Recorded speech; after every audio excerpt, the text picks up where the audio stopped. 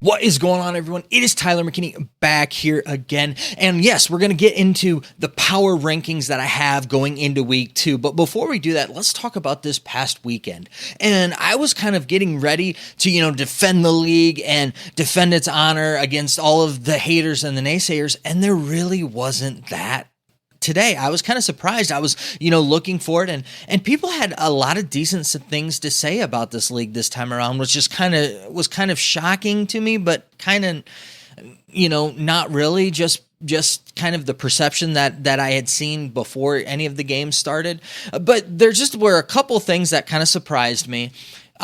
First and foremost, that, there wasn't the nitpicking. Nobody said anything about Wade Phillips, dig at the other coach or people had said that there were this or that. And yeah, I'm with you. The whole live mic thing, some of it's got to be tamed down. But I mean, it wasn't really anything like staunch and harsh. That was kind of surprising to me. The other thing that was, surprising was that, this beer snake kind of made a deal in some places, but it really didn't get a whole lot of traction where you thought that nobody came out and made any statements. You saw the video of it, and it's kind of crazy because here they have this big long line of cups, and you've got these security officers literally jumping over barricades, running over to go get it, and you're like, what is is something bad happening that they got to come over and take it? It looked bad, and it was just bad all the way around. That was kind of a thing, kind of surprised me. But all in all, it was a good weekend of football. It was a good way to start things off. And two, listen, us as fans, especially you guys watching this video and everyone else, you need to pat yourselves on the back. It's because of us fans that this league exists, and why it got such the reception that it did is because we've asked for it, we've kind of demanded it, and we've wanted it. We wanted our year-round football, and we got it, and we're enjoying it, and other people are enjoying it with us. I think it's only going to grow from here. So, so thank you everyone out there that has been supporting and pushing this league. Continue to support, all of the leagues and keep pushing them, because that means we get more and more football and more competition, which is always good because it's going to bring out the best in everyone here. Now, looking at the fans, 61,000 people in the stands. I think that was a really good number. Some of them were a little lower than what we would have thought or figured, but 12,000 fans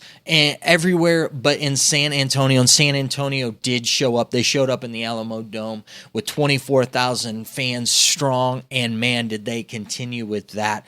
It was that wave. It was just like, it's like they never stopped. It was a long wave that they kept. The fans were ruckus. They were great there, and it is kind of sad that their team lost it there at the end, but it was kind of good to see it. And too, the feel good stories, man, you gotta love them. AJ McCarron is starting to get a little soft spot in my heart for him, and it stinks because my team's going to be playing him this week, so I don't know, can he do well, but yet they still lose? I don't know. All in all, it was a fun week, and it was good to see that people are enjoying it and not doing pot shots and jabbing at the league, and that they're actually pretty supportive. Now, granted, there are those here and there, but all in all, it was looked like it was a very supported weekend, and us as fans are the ones that win, if you ask me. Now, turning it over, and let's look at these power rankings that I have. And we're going to start out at the bottom. And if you thought that you had it bad, you're not an Orlando Guardians fan. They are all the way at the bottom. And listen, I don't know what I can pretty much say. Can you get rid of the coaching staff? Can you get rid of the O-line? I think that they would be a lot better if they had those two. The reality is, unless they change up some of their scheming, and I mean the way that these coaches are running this game and how they're managing this game, I don't see anything changing for this team. It doesn't matter who's quarterback. It doesn't matter if it's Francois. If it doesn't matter if it's Lynch, Dormady. It don't matter if they're running for their life like they were. You're not going to get anywhere. And then that defense has got to shore some things up. But, number 8, that's not going to be changing for any time soon. Sorry about you, Orlando's fans, unless they do some drastic changes, which they might. You never know.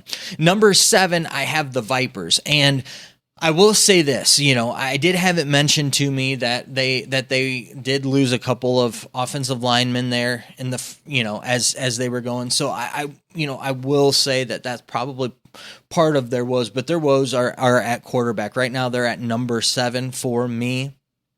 And looking at this team, they get Hundley in there. Hopefully he's ready to go. I think that this takes this team from a number 7 to possibly like a number 4 or 3 in the league. I think that they're that good. Their defense, it wasn't one of, it was a really decent defense, and I think that their offense can be really, really potent, but they need a quarterback that's not going to make bad decisions in bad places that are going to cost them a game, and that's kind of what we ran into here.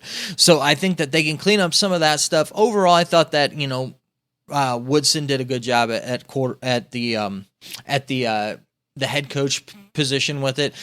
Just a few tweaks here and there, and I think that this team will be right on track. Now, moving to number 6, I have the Brahmas, and actually they would be higher for me had it not been for their just complete collapse at the end of the game. They had the largest crowd by doubling any other crowd, but yet they couldn't get it together and pull it together. And actually, it's surprising. I thought it would be Jake Cohn, and it really wasn't him.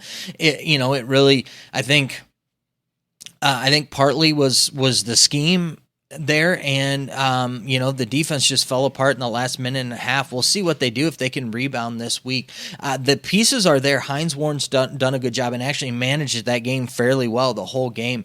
I think they need to get a little bit more dynamic, take some more chances on offense, and then the defense side of things, they just need to shore some things up there, and I think that this team will be just fine, and that's my number 6 team. And here comes in my number 5, and this one might be controversial, but I don't really care. It's the Renegades at number 5. I know that they pulled that one out, and like I said, if it weren't for the quarterback on the Vipers, I think that they could have lost this game. Luis Perez handed them some nice things on nice footballs on a silver platter, and they took advantage of it. It was a good win for Bob Stoops, to kind of get that monkey off of his back. I know from 2020, so it was a good thing for them. They need to figure. I don't think Pilla's the person for them long term. I think that Sloter actually has more upside, even though I know that he is he's vulnerable to throwing balls that get picked off. He's just going to take more chances, and I don't know.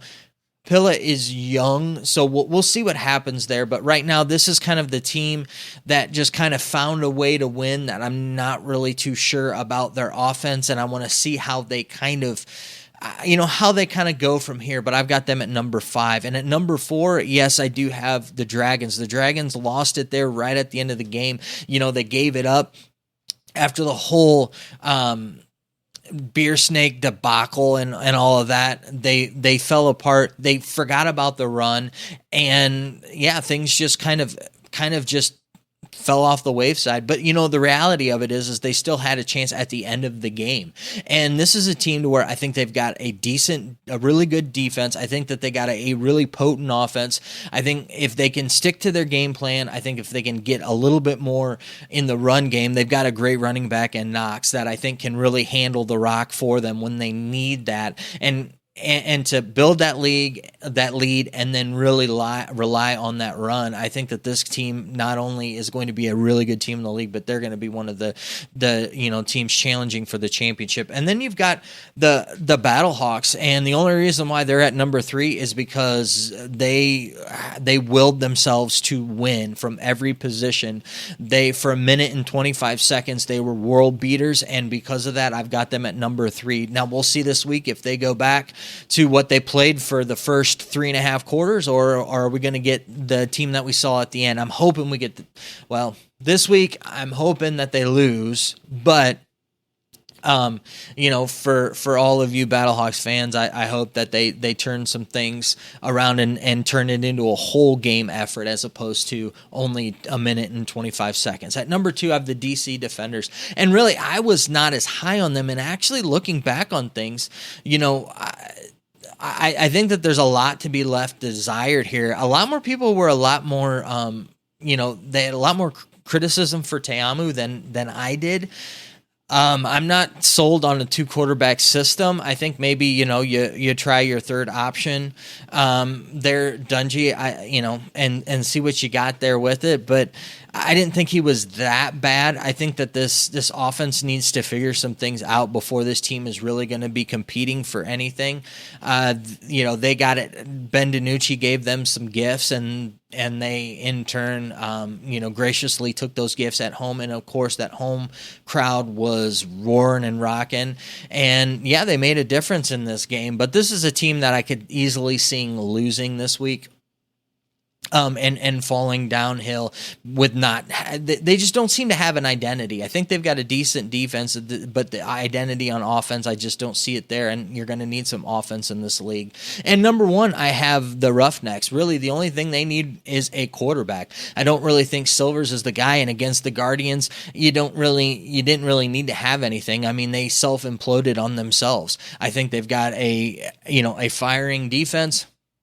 I think their offense has all of the pieces that they need. They've got some really, really nice pieces on that offense. They just need a guy to man it. And I'm not sold on Silvers. And I know you guys that like Silvers, I get it. But I mean, against a dismal team, he still threw 2 picks. And so the jury's still out right now. I have them at 1, but they could easily fall this week. We'll see what happens. That's my week 2. So to go ahead and recap real quick, at number 8, I've got the Guardians. Number 7, I have the Vikings. At number 6, I have the Brahmas. At number 5, I have the Renegades. At number 4, the Dragons. Number 2, I got the Defenders. And number 1, I have the Roughnecks, and that's how I see it this week going into week number 2. And listen, all of you out there, I do appreciate you all watching these videos. I appreciate you interacting with me. It is really fun. And yeah, we'll try to have a fun time tomorrow night at 9 p.m. I'll put a reminder out there tomorrow. And yeah, just ask me your questions. We'll chat about the XFL. Maybe we'll get into some of the USFL stuff if anything's interesting with that college football draft. We'll see what transpires with all of that and kind of go from there. But yeah, as always, I want to know your thoughts down in the comment section. Let me know what your power rankings are for the going into week 2, and we'll continue the conversation on down there. All right, listen, guys, I know that you're busy, and I know that I'm busy, so let's get on out of here. You have a good night. Bye.